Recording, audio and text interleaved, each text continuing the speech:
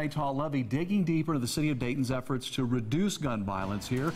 She joins us with our top story number one. Maytal. Hi, Mark. It may seem like an unusual way to solve crime, but the city of Dayton is hoping getting the community together for dinner might help curb violence.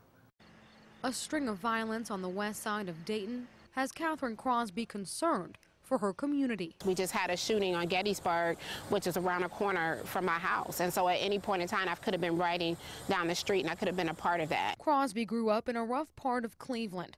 Since moving to the west side of Dayton, she says there hasn't been much of a difference.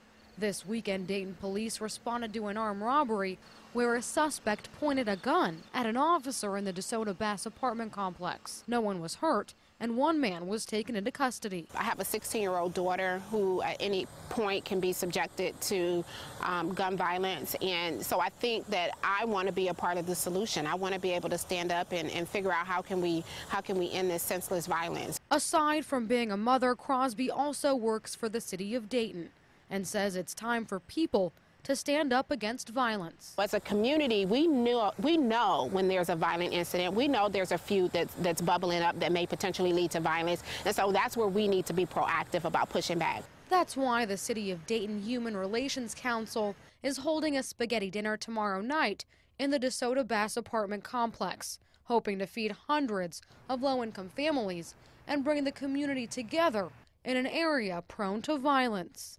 Do you think having an event like a spaghetti dinner and educating the public is going to help reduce violence? Do I think this one event is going to do it? No, but I do think a series of events. I think the most important part about it is creating this sense of community and bringing people together and making them aware of the issue and how they can be a part of the solution.